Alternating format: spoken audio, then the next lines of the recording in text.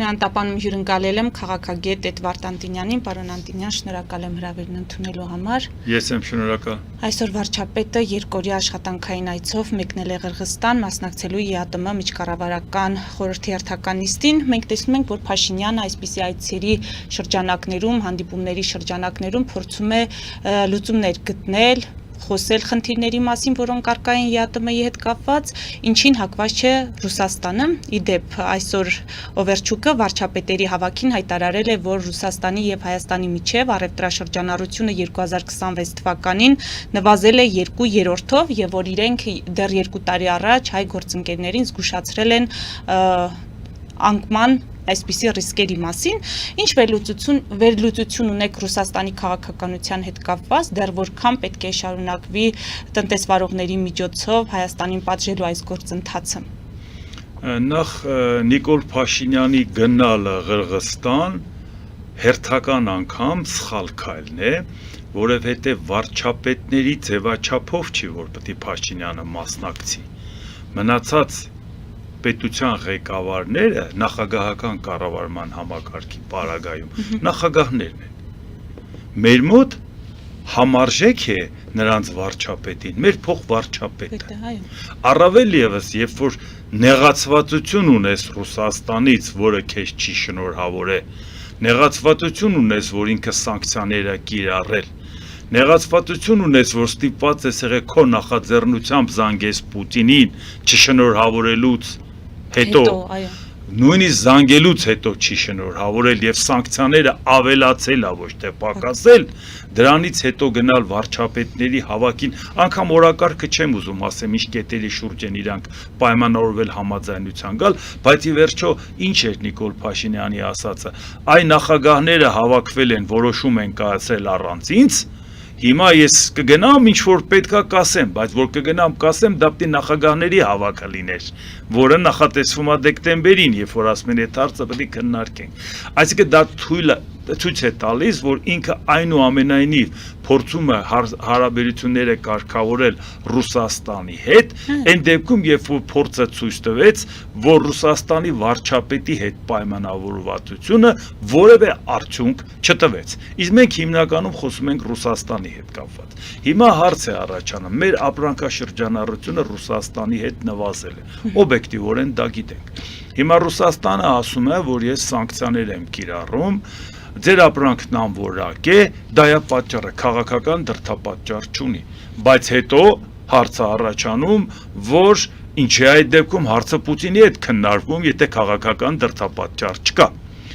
Դնենք մի կողմ, որ վատ է, որ ապրանքը անորակ է մեր մոտ եւ լինելով ԵԱՏՄ-ում փաստորեն Ռուսաստանը շահագրգռված է, որ մենք անորակ ապրանք արտադրենք, քաղաքական նկատառումներով ապրանքը կընդունի, քաղաքական նպատակներով ապրանքը կմերժի, եւ մենք չենք էլ ապացուցի, որ մեր ապրանքը որակով է, որտեղ լաբորատորի անալիզը ցույց է տալիս, ասում է, չի ձեր ապրանքը։ Այսինքն, բա մենք ինչու ենք ասում, որ մենք մեր ապագան պետքա կապենք Եվրամիության հետ, որտեղ շահագրգռված են, որ քո ապրանքը որակով լինի, երբ որ դու նույնիսկ ճանապարհ ես բռնում այդ ուղղությամբ, ամեն հաջորդ օրը քո ժողովրդավարության մակարդակը, քո իրավական համակարգը, քո տնտեսական համակարգը, ամեն հաջորդ օրը մի քայլ առաջ է գնում։ Իսկ եթե Ռուսաստանի հետ գործընկեր ես ԵԱՏՄ-ի շրջանակներում, ի վերջո ԵԱՏՄ-ը 2015 թվականի հունվարի 2-ից Հայաստանը դրա անդամ, դա հենց առաջ էլ մաքսային միություն։ Այսքան տարվա մեջ չհամոզվեցինք, որ իրանք մեր հետ որպես գործընկեր այնպիսի տնտեսական միջավայր չի, որտեղ մեր տնտեսվարողը ստիպված լինի կամ շահագրգռված լինի որակով ապրանք արտադրել։ Իսկ հիմա հարց է ծագում։ Ռուսաստանի սանկցիաները զուգադիպեց Ռուսաստանում շատ ծանր հարվածներ ուտելու հետ, որակական հարվածներ զուտ բիզնես կենտրոնների։ Հիմա այդ դեպքում հարց առաջացավ, շատ լավ էր, որ զուգադիպեց սանկցիաներ կիրառեցին, Եվրոպան անմիջապես արձագանքեց, ասեց, եթե մեր պատճառով է, որ դուք բռնել եք դեպի Եվրամիության ճանապարհ, իրականում մենք լավ գիտենք, որ Նիկոլ Փաշինյանը Եվրամիության ճանապարհ չի բռնել։ Բայց եթե նույնիսկ դա այդպես որակվեց Ռուսաստանի կողմից, որ մեզ պետքա 100% հնազանդություն, Ոչ թե դու մեզ հետ լավ լնես, բայց ուրիշների հետ էլ լավ լնես։ Այդ պարագայում իրան պարտավորված զգաց Եվրոպան եւ քաղաքական որոշում կայացրեց, ձեռք մեկնեց, ասեց բացում եմ իմ շուկան ձեր առաջ, որոշակի խնդիրներ, որ կա սերտիֆիկատների, լիցենզիաների եւ այլ, դա էլ փորձում ենք վերանայենք, այն որ դուք շուկա մտնելու եք բավական մեծ դժվարությամբ, ամիսներ ա պետք ու ամեն ապրանքը միլիոնավոր դոլարներ ա պետք որ այդ շուկային հարմարեցնես, հիմա մենք ձեր առաջ այդ ճանապարհը բացում ենք, անգամ գումար ենք տալի։ Հիմա եթե հանկարծ Ռուսաստանին մեկ ապրանքը չկարողանայինք տայինք ու մեր պատճառով կամ Ռուսաստանի տնտեսության պատճառով, որ վառելիք չկար մեքենան հետ գար,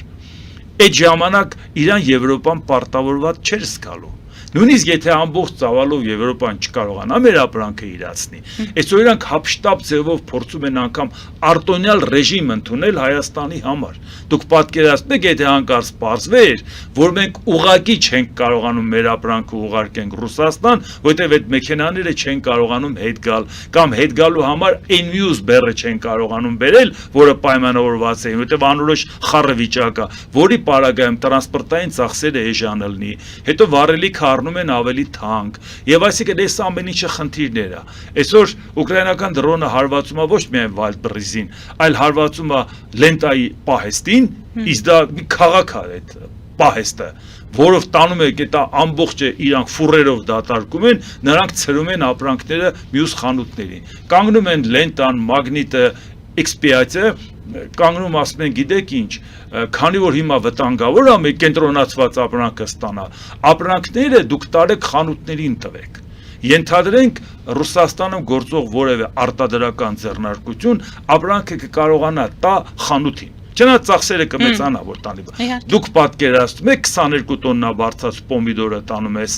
խանութ առ խանութ։ Խանութ առ խանութ բաժանում ես, 1000 քանի խանութ պետք է բաժանես, ամեն մեկին 20 կիլո տալով։ Դուք պատկերացնում եք ֆուրով աշխատում ես եւ չես տանում դատարկում։ Խանութը պատվիրում է պահեստին, ասում է 20 կիլո պոմիդոր բեր, 20 կիլո վարունգ բեր, այսքան կանաչի, այսքան մյուս, այսքան մյուս։ Իսկ դու եթե մի ֆուրով տանես մի անուն ապրանք, դա ոնց ես բաժանելու։ Այսինքն գործնականում ստացվում է, որ մեր առևտուրը Ռուսաստանի հետ, Ռուսաստանի կողմից առաջացած խնդիրների պատճառով է դժվարացել։ Մենք այսպես թե այնպես պետք է այլընտրանք որոնեինք։ Բարեբախտաբար գոնե այդ այլընտրանքը եղավ իրանց սանկցիայի պատճառով գոնե Եվրոպան շահագրգռվածություն ունի։ Այո, ամբողջ ծավալը իրացնել հնարավոր չի։ Եվ ապրանքի որակի հետ կապված, եւ լոգիստիկ խնդիրների հետ կապված, ի վերջո նոր մարշրուտներ պետք է որոն կարողանաս անես, բայց այնուամենայնիվ դա գոնե մենք ճիշտ ուղղության վրա ուղիներ ենք որոնում, չէ։ Պարոն Անտինյան, ամեն դեպքում իմ հարցին ըստ էության պատասխանեք, ակնհայտ է, որ Փաշինյանը նեղորից է գնում այս հավաքներին, այս հանդիպումներն ունենում։ Հիմա Ռուսաստանի քաղաքականության տակ ինչ հաշվարկ կա։ Տարբեր կարծիքներով նրանք փորձելու են այս իրավիճակը ձգել մինչև ձմեռ, երբ որ կհասնի գազի թանկացում լինելու է, թե չի լինելու։ Ոմանք կապում են թիմ ընտրություններում սպասվող այդ իրադարձությունների զարգացումների հետ։ Հիմա դուք ինչ եք տեսնում, Ռուսաստանը մինչև երբ եւ ուր է պատրաստ գնալ։ Ռուսաստանը ծանր հարվածներ է ուտում Ուկրաինայից եւ ինքը իր ինքնասիրությունը փրկելու համար մի քանի քայլ է։ Տեսնենք դա մենակ Հայաստանին չի վերաբերում։ Դուք տեսեք ինչ ագրեսիվ են պահում ռուսական զբոսաշրջիկները արտասահմանյան տարբեր երկրներում։ Հատկապես կենտրոնական Ասիայի։ Մենք ռուս ենք, պետք է բոլորդ ռուսերեն խոսեք, այս ինչ բան է, մենք եկել ենք, մենք ռուս ենք, իրանք երկրի ներսում ազգային փոքրամասնությունների վրա են հարցակում, թե վեր կացեք գնացեք ձեր երկիր։ Ասում է ոչինչ, որ ես Ռուսաստանի քաղաքացի եմ, ու սա իմ երկիրն է։ Այսինքն դու ռուս չես, իսկ Ռուսաստանը ռուսներին այս ագրեսիվ պահվածքը գալիս է, որովհետև իրանք 5-րդ տարին կռվում են, պատերազմի ծայրը չի երևում, եւ իրանք չեն կարողանում այդ պատերազմում շրջափելի հաջողություն ունենալ։ Շուրա գալի ասում է, լավ, Ուկրաինայի հետ խնդրեմ ունենք, որի թիկունքին Եվրոպան կանգնած է, հավաքական արևմուտքը, նաեւ Ամերիկայի Միացյալ Նահանգները չտարանջատենք, բայց եթե այդպես է, Հայաստան ով դառավ, որ գոնե Հայաստանին չկարողանանք կարգի հրավիրենք, որովհետև ինչն է խնդրեմը։ Ռուսաստանը կորցրեց Վենեսուելան, կորցրեց Կուբան, Ռուսաստանը կորցրեց Սիրիան, Ռուսաստանը ազդեցությունը կորցնում է մեր Դնեստրում։ Արդեն ինքը վախեցած է, արդեն Ռուսաստանի որոշակի մարդիկ ասում են, «Իսկի մեզ պետք է մեր Դնեստրը»։ Վախենում են Մոլդովան մի քիչ ուժ հավաքի եւ մտնի ուժով վերցնի մեր Դնեստրը։ Ռուսաստանը կանգնում Աբխազիա հարավային Օսիայի հետ կապված, ասում է Բերեք Վրաստանը թող պայմանագիր կնքի, որ իրանց վրա չի հարձակվի։ Ռուսական զորքը կանգնած այնտեղ իրանց վրա պետք է հարձակվի։ Այսինքն այսքան ինքը իրան թույլ է զգում Աֆրիկայի քանի երկրում ռուսական զորքեր էին գնացել, ազդեցություն էին ծավալել Աֆրիկայում։ Ուկրաինացի պատերազմը ոչ թե Ռուսաստանի գնացել են աֆրիկական այդ երկրներում, Ռուսաստանին դուրս են մղում այդտեղից։ Այս ամեն ինչը մեզ չի հետաքրքրում։ Այս ոնց եղավ, որ ամբողջ աշխարհում ինքը իր դերակատարությունը կորցնում է, համառորեն կպել Հայաստանը պետք է չկորցնի, որովհետև Հայաստանում տեսնում է պարարթող, որ կան քաղաքական ուժեր, որ կան մարդիկ, որոնք ասում են վայ, առանց ռուսի հնարավոր չի, յոթ, դուք չեք հասկանում ինչ եք անում։ Այսինքն ինքը ասում է, դե եթե դուք ձեզ կոտորում եք, որ դեռ այս վիճակում եմ ես, ուզում եք դուք ռուսական ճահիճում ըլնեք, բա ինչի չըլնեք որ։ Այսինքն գոնե ես էլ ցույց տամ, Ձախորդ Փանոսի հայտնի պատմության նման, եթե սա չստացվեց, գոնե մի բադ խփենք։ Հա, բայց ժողովուրդ ջան, բայց մեզ պետք է որ մենք դառնանք Ռուսաստանի բադը, որ ինքը խփի կամ կարողանա կամ չկարողանա։ Մեր վարած քաղաքականությունը դրան չի տա։ Մենք խորհրդարան ենք ձևավորել 3 ուժ, երկուսը ընդգծված ռուսական ուժեր, մեկն էլ բալանսավորված քաղաքականություն ավարում, որ ընկած դռնեդուր գնում է Ռուսաստանի վարչապետի կամ մյուսի, ինչի Նիկոլ Փաշինյանը բանա, արևմուտք է ստանում, բարձա, չէ՞ որ չէ։ Այսինքն մենք առաջիկա 5 տարվա համար աշխարհի օրակարգի հետ համահունչ մարդիկ ունենք։ Դուք որ նայում եք խորհրդարանում, ես ընդհանրապես չեմ նայում, բայց դե լուրերը նայելուց աչքը տնկնում է, չէ՞։ Ինչեր են քննարկում։ Նա նրան բռնեց, նա նրա հորը բռնեց, նա նրա գույքը վերցրեց, նայես, ինչու համար այդ օրակարգը դրանով լցնում։ Բա ինչ հարցի պատասխանեն։ Բա եթե հանկարծ մեկը հարց տա, ասի այ կառավարություն, այ ազգային ժողովի իշխող ուժ, այ ազգային ժողովի ընդդիմություն, այսօր Իրան-Ամերիկա պատերազմը չի ավարտվել, այսօր ամեն օր լարվածություն է, բացի է որ Իրանը մեր հարավային դարպասն է, մենք Իրանի հետ բացի այդ որ լոգիստիկ լուրջ խնդիրներ կարող ունենանք, նրանից բացի եթե Իրան-Ամերիկա հարցը չլուծվեց, մենք Իրանի հետ խնդրեմ չունենք, բայց մենք խնդրեմ ունենք, եթե Իրանը ուրիշների հետ խնդրեմ ունի։ Մենք այսօր խոսում ենք թրիպի մասին, ներկայացնում որ տեսեք ինչեր կանենք, թրիպը ներկայացնում ենք որպես մեզ համար անվտանգության երաշխիք, բայց մենք տեսնում ենք թե ինչ հեշտությամբ է Իրանը հարվածում ամերիկյան բազաներին նավթային երկրներում արաբական։ Հանդիմությունը ինչ անի, պարոն Անտոնյան, թող իշխանությունը մտածի այդ ոչ թե հանդիմությունն ինչ անի, այս մարդկանց նույնիսկ այն որ Ամերիկայի թրիպը պետք է մեզ համար անվտանգային երաշխիք լիներ, բացի այն որ ամերիկյան թրիպի համար մեզ անվտանգային երաշխիք չի տվել, նույնիսկ այն երկրներին որ տվել է բազաներն էլ տեղակայել է, դրանք թիրախ են դառել։ Այսինքն մեր հասարակությունը դա կարդում է։ Ումից լսի, լավ ինչ է տեղի ունենում, ումից լսի, որ ուկրաինական պատերազմի այս լարվածության վիճակում ինչ խնդիր է առաջանում։ Եթե բացարձակ իրանք այդ օրակարգը չունեն, մի հատ պարզ օրինակ բերեմ,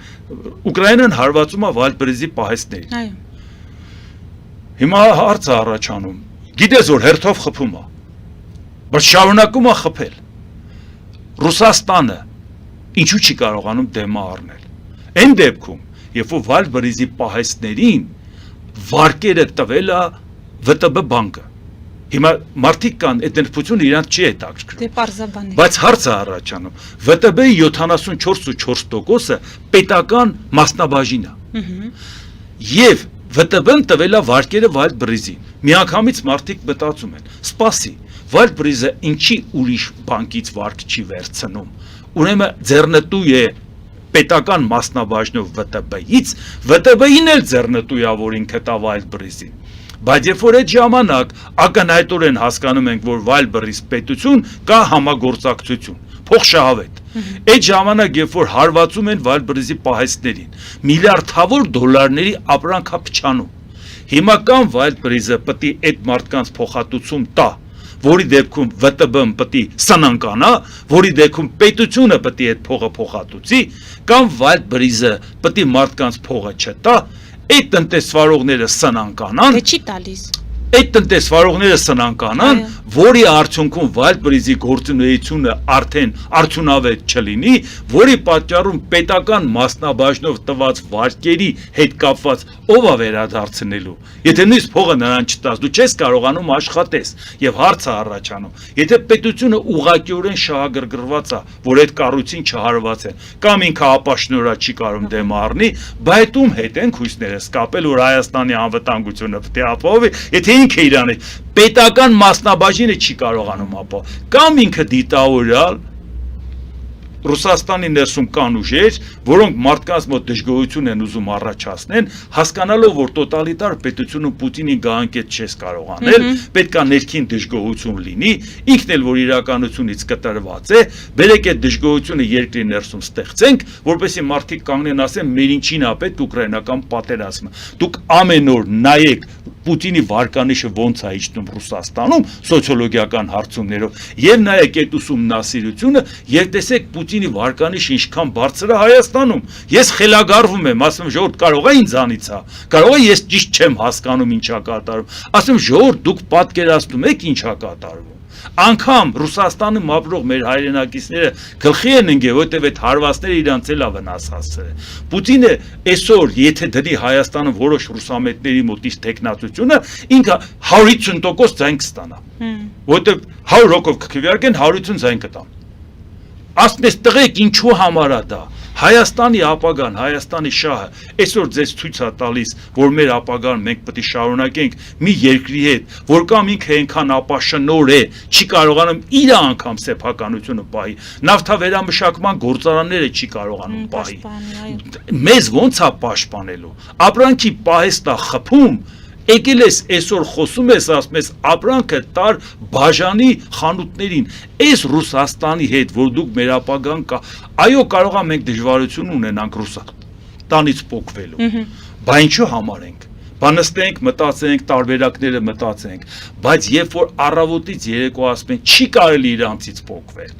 լավ իրանցից չենք փոխվել, դու իրանց վիճակը չեք տեսնում, ժողովուրդ ջան։ Պարոն Անտոնյան, էլի հարցեր ունեմ Ռուսաստանի հետ կապված, բայց այս պահին եկեք գովազդ հայտարարենք մեր եթերում, որից հետո կվերադառնանք եւ կշարունակենք։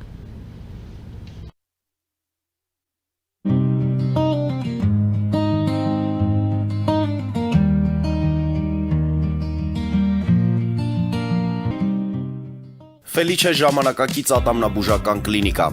Այստեղ հարմարավետությունն ու խնամքն առաջնային են։ Այստեղ կիրառվում են ատամնաբուժական ամենաժամանակակից տեխնոլոգիաներ, ճշգրիտ ախտորոշում, արդյունավետ բուժում, նուրբ փորձառություն եւ անհատական մոտեցում։ Սկսած սովորական մանրուքներից մինչև առաջադեմ ընթացակարգեր, այստեղ դուք գտնվում եք բարձր որակավորում ունեցող եւ փորձառու ատամնաբուժական մասնագետների ձեռքերում։ Մեր բարեկամական եւ հյուրընկալ անձնակազմն այստեղ է յուրաքանչյուր այցը հաճելի դարձնելու համար։ Ֆելիչե, ձեր առողջ եւ ամենաերջանիկ շպիտը սկսվում է այստեղից։ Եկեք եւ բացահայտեք նորարարության, փորձագիտության եւ կարեկցանքի կատարյալ համադրությունը։ Երևան Փոստը Գրանադայի ուզում տեղեկացնում է։ Դրամական փոխանցումներ 1%-ով։ Օդանավով 1 փաունդը 2.99։ Նավով ուղարկեք 1 արկղ, երկրորդ արկղը անվճար։ Ավտոմեքենաների փոխադրում անհավատալի արժեքներով։ Ինչպես նաև կահույք եւ մեծ չափի բեռների փոխադրում։ Jackpot հագուստի խանութը երկրորդ մասնաճյուղն է բացել Գլենդելի սրտում, որտեղ կարող եք ձեռք բերել եվրոպական եւ ամերիկյան ընտիր հագուստեղեն, կոշկեղեն, աքսեսուարներ, պայուսակներ ամենահարմար արժեքներով։ Նաև կարող եք ցանկացած ապրանք պատվիրել եւ ձեռք բերել կարճ ժամանակում։ Jackpot-ի Գլենդելի հասցեն է 1135 North Pacific Avenue, հեռախոս 818 813 2252։ Jackpot հագուստի լավագույն կենտրոնը Գլենդելում։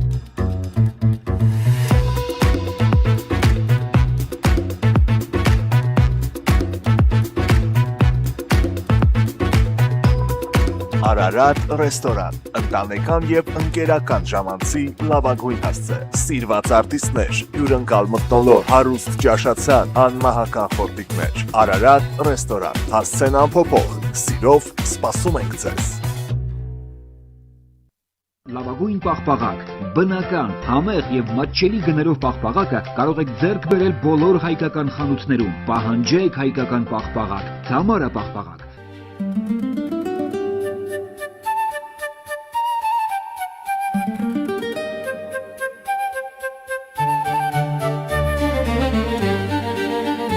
Նոյան տապան տպարան, Նոյան տապան հրատարակչություն, շարվածքից մինչև տպագրում, զանգահարեք, գրեք, այցելեք, միասին պատրաստենք ձեր գիրքը, ամսագիրը կամ թերթը, որտեղ նշվելու է, տպագրված է Նոյան տապանում։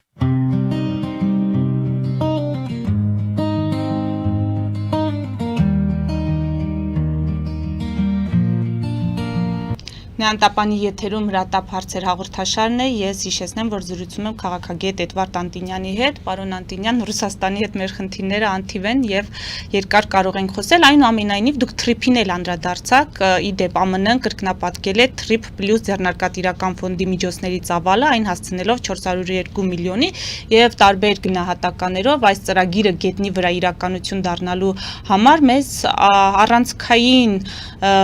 համար առանցքային նշանակություն ունի երկաթուղու հայկական կառավարումը, այսինքն ռուսական կառավարումը պետք է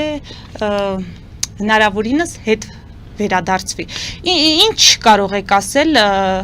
TRIP-ի կամ երկաթուղու առումով Ռուսաստանի հետ խնդիրների մասով։ Ես նախ TRIP-ի ֆինանսավորման հետ կապված 201 միլիոնը 402 դառնալուց այդքան լավատես չէի լինի, որովհետև եթե հաշվարկել են, որ պետքա 201 միլիոն, ինչը հաշվարկեցին, որ դարձավ 402, ինչը չհերիքեց։ Դա նշանակում է, եթե իրանք ցանկանում են ինչ-որ ծավալի ներդրում անել, իսկ դրա հետ վերադարձը կարող է բավական երկար տևի եւ խնդրահարույց լինի, Հայաստանն էլ բաժնետերա կարող է պատահաբար այդ պարտքերը մնա մեր վրա։ Մենք է որպես բաժնետեր պարտքեր տանք, ոչ թե դիվիդենդներ ստանանք։ Այսինքն մենք պետք է հասկանանք, չէ, ինչից ենք ուրախանում։ Ինչա դրած այդ 201-ի տակ եւ 402 եւ ինչա դրած 402-ի տակ կոնկրետ դա ինչ տեսք ունի, ինչ է արվելու, առավել եւս որ շատ լավ է հնչում, բայց ասում ենք Իրանը ասում է, եթե Ամերիկայի հետ հարցերը չլուծեցինք, Ամերիկան այս կողմերը չերևա։ Եթե Ամերիկան Իրանի հետ հարցերը լուծեց, դա մեզ համար իդեալական է։ Մենք ավելի ուրախ կլինենք, քան Իրանը, որովհետև Իրանը չի վերանալու, եթե նույնիսկ պատերազմում պարտվի։ Ամերիկան էլ չի վերանալու, եթե Իրանից հետ քաշվի, ասի լավ, գնում եմ իմ գործերով զբաղվեմ, բայց մենք խնդիր ունենք։ Մենք ինչ-որ ծրագրեր ենք նայում, մենք մտածում ենք շատ լուրջ աշխատանք ունենք տանելու, որտեղից որտեղ կարա ապրանքը գա եւ անցնի Հայաստանի տարածքով եւ դա մեր կշիռը մեծացնում է եւ այլ,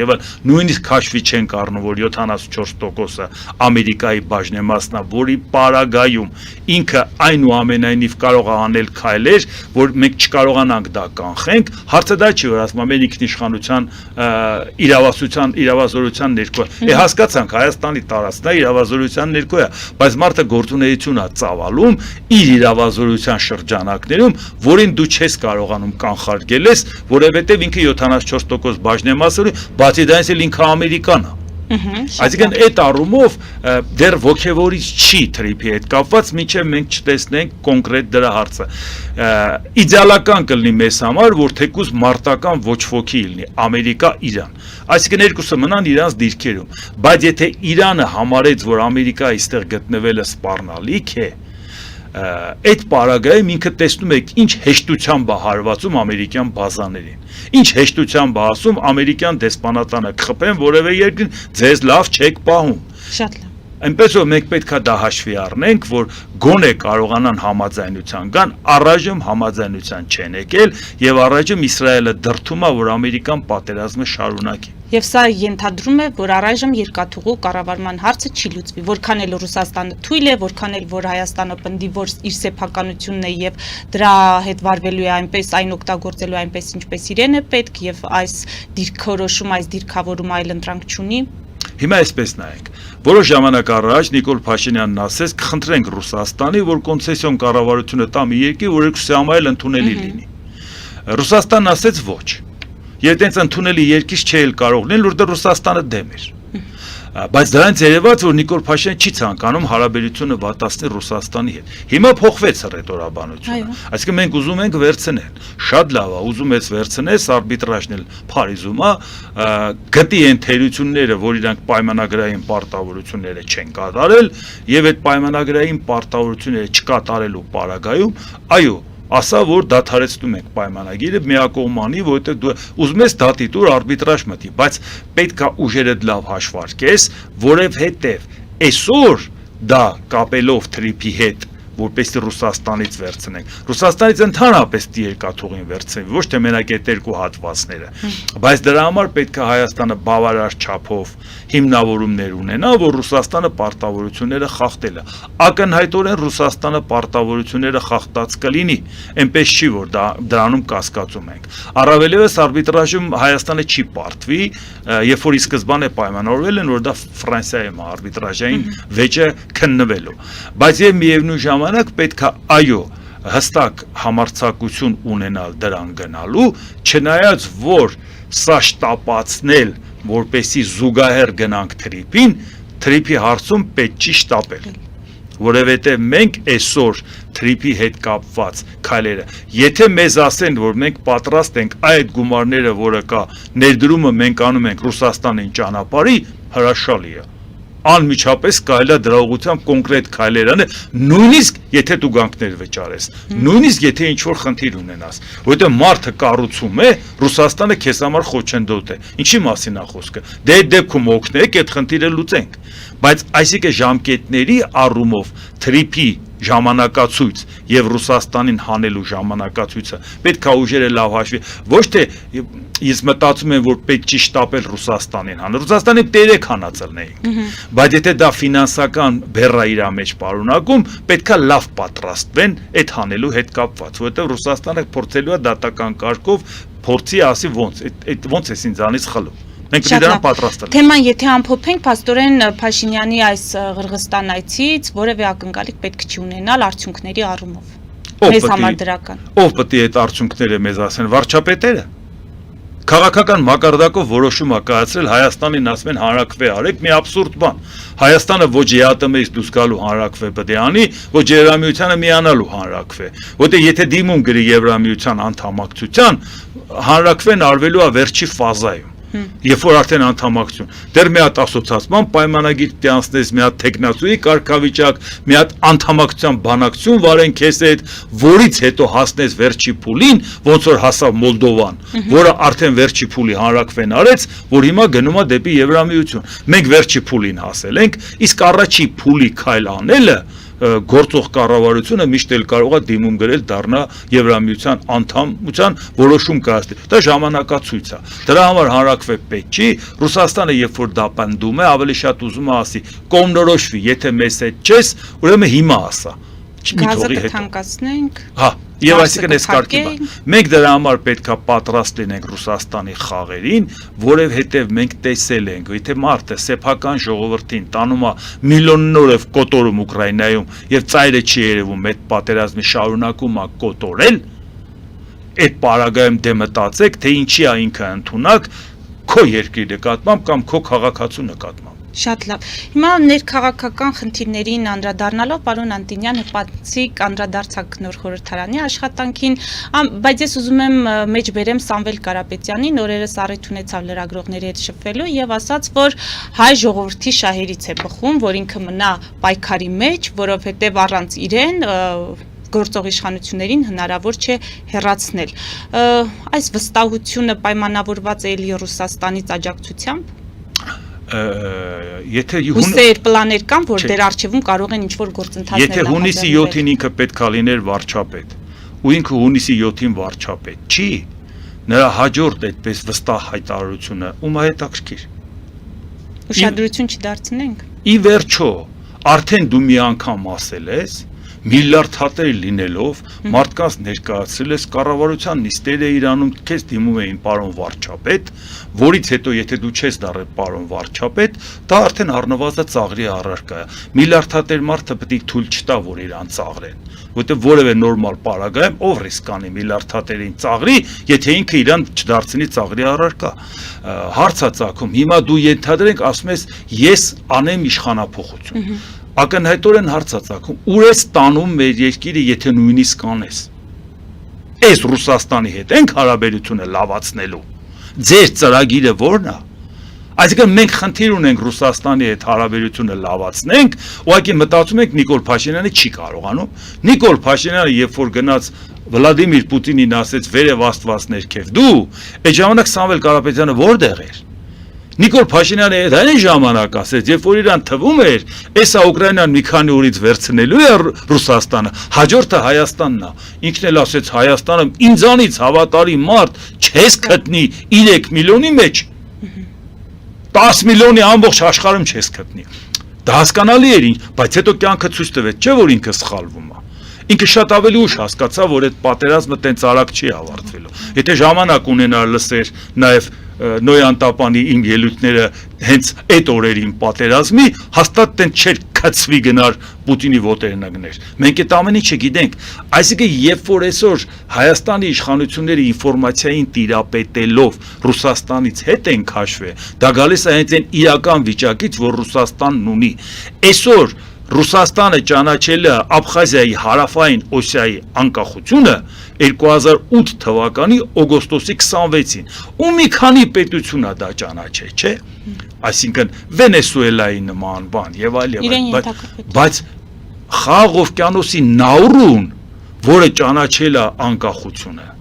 մարդիկ քարտեզի վրա մանգան չեն գտնի։ Նաուրուն արդեն հրաժարվեց նրանց,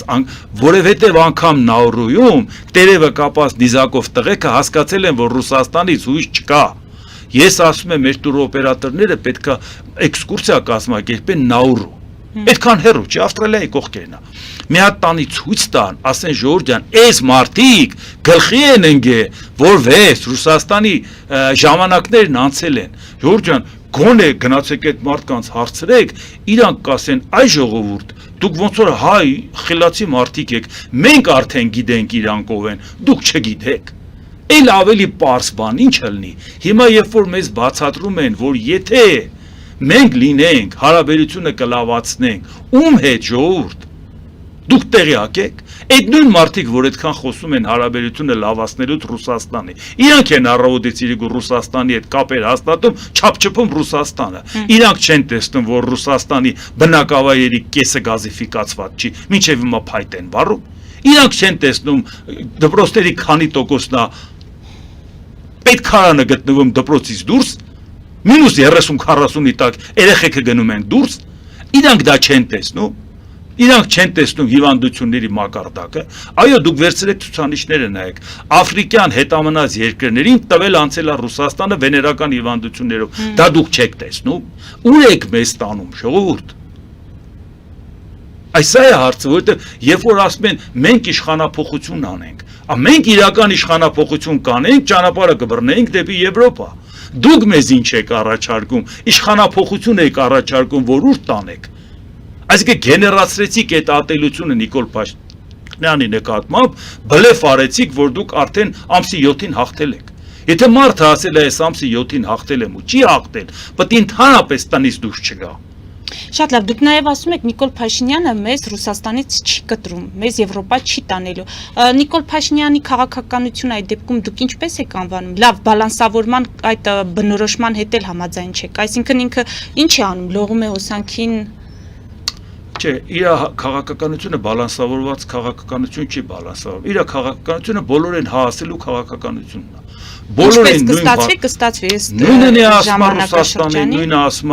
Ադրբեջանի, նույնը Թուրքիայի, նույնը Եվրոպայի, նույնը Ամերիկային, բայց հետո գալիս է մի պահ, որ մարդիկ հերթով ասում են, դե այդ խոստացածը ժամանակն եկել է, արդեն վերարտադրվեցիր, դիարի պարտքերը փագի։ Հիմի նոր պրետենզիաները Ադրբեջանից ինչի է գալի, փոխի սահմանադրությունը, բան ես խոստացել։ Ինչի են նորից նրանք այդ հարցը կոնկրետ Չի լինի խաղաղություն, եթե դուք այդ հարցը չեք լուծել։ Նույն հաջողությամբ Թուրքիան ասում է, հոп, Ադրբեջանի շահերը չպաշտպանես, Ադրբեջանի պահանջը մեր կողմերը չերևաս, չի լինելու, հարաբերությունը չի կարգավորվելու։ Այսինքն այդ բոլորին հասելու քաղաքականությունն է պատճառը, որ հերթով ասում են, դե հիմա արի ասածների պատասխանը տուր։ Բա ինչ անելու, կարողանալու է դա։ Թե պետք է սպասենք, Դե ուղղակի վատը նա է, որ խորհրդարանում էլ այն միտքը, որ պետք է գեներացվեր, որ պետք է քննադատեին Նիկոլ Եվ նեղը Փաշինյանին գցեին, այո, եւ ասեն իշխանականներին։ այս բաները պետք է այսպես է կոնստրուկտիվ քննադատությամբ եւ կոնկրետ քայլեր ցույց տալով ասել այս պետք է արվի, ինչ են ասում, դու թալանեցիր, չէ, բա դու էլ ես թալանել, հիմա դու ես թալանում, հիմա նա է թալանել։ Է Նիկոլ Փաշինյանը այսենց ընդդիմություն էր պետք էլի, բա եթե Նիկոլ Փաշինյանին արևմուտքն ասում է լավ, ուզենք, չուզենք, գոնե իր այդ կարողանում ենք բան պայմանավորել, մեզ հայը ասե։